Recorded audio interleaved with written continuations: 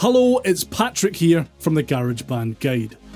It may not be the most glamorous or exciting effect in GarageBand for iOS's plugin arsenal, but rest assured the compressor is one of the most useful available to you. GarageBand for iOS's built-in compressor gives you all the controls you need to shape your sound and get your tracks sitting perfectly in a mix. In this video, I'll go over what exactly compression is, how it works, and give you some pointers on how to use it in GarageBand for iOS.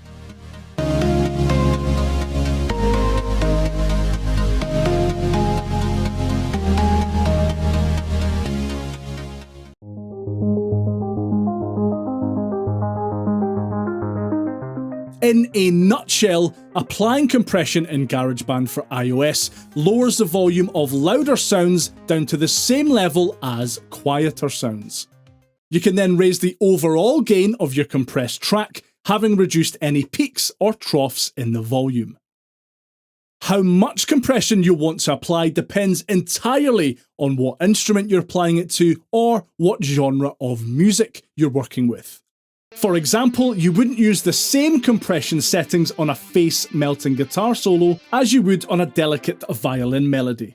By far the most important thing to remember, especially if you're just getting to grips with compression, is make sure you don't over-compress and leave your tracks feeling squashed and/or lifeless.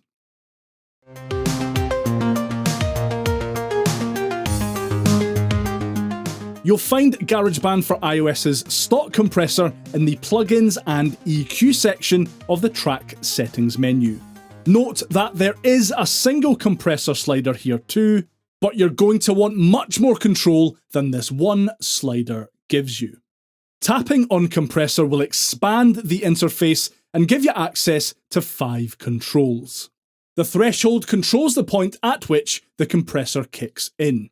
You can use the slider to select a specific decibel level, and any sound above this decibel level on your track will be compressed. Do you want the louder sounds in your track compressed, or do you want to really level out your sound by setting the threshold at a lower volume? The ratio determines how much volume to reduce. The higher the ratio, the more volume is reduced and squashed, while a lower ratio will reduce less volume. So, for example, if you select a ratio of 2:1, for every 1 decibel that your audio goes over your threshold setting, its volume will be reduced by 2 decibels.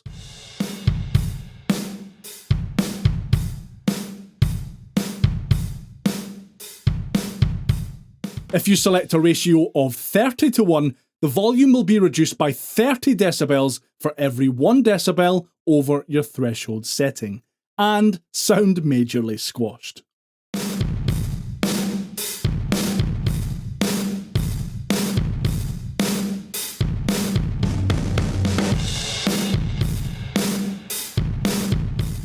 The attack governs the speed at which the compressor kicks in.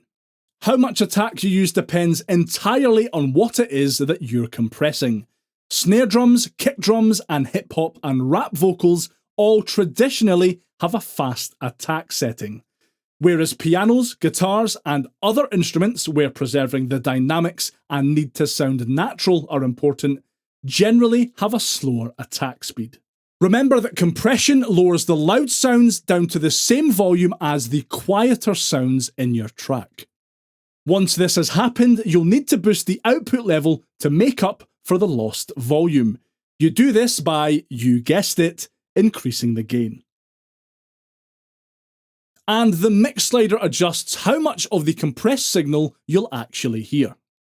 Setting this to 100%, which I would actually recommend most of the time, will only output audio with the compression effect added.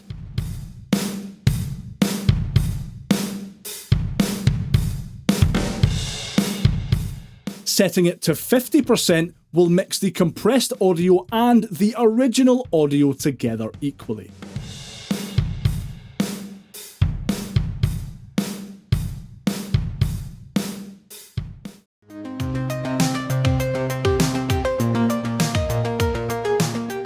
So GarageBand for iOS will actually automatically add a compression preset to most of the tracks that you will create. If I open a drummer track, open the track settings, and then head to the plugins and EQ menu, you can see that the compressor is already set up. And while these settings are generally a good starting point to work from, I usually find that they're a bit wishy-washy and you need to do a wee bit of cranking up and tweaking to get it sounding just right.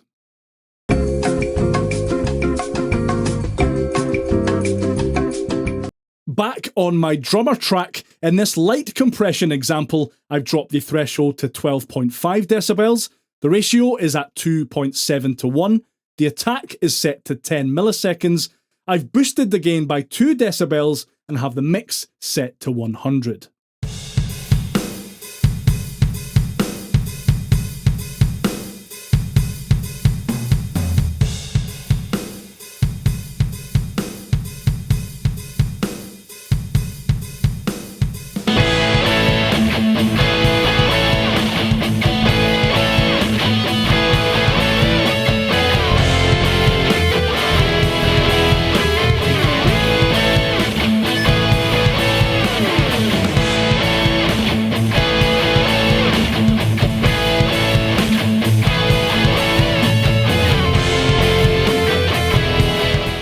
In this more pumped up compression example, I've set the threshold to minus 20 decibels, the ratio to 4.1 to 1, attack to 12 milliseconds, the gain is boosted by 4 decibels, and the mix is set to 100% again.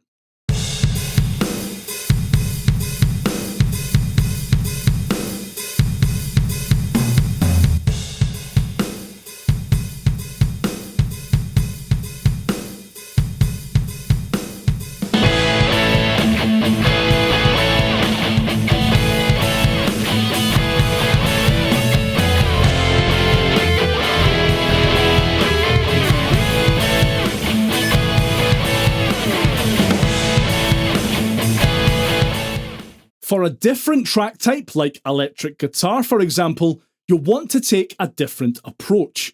On this crunchy electric guitar track, I've set the threshold to minus 21.5 decibels, the ratio to 4.1 to 1, attack to 29 milliseconds, I've boosted the gain by 2.5 decibels, and again set the mix to 100%. These settings are designed to give the track a punchy and energetic feel.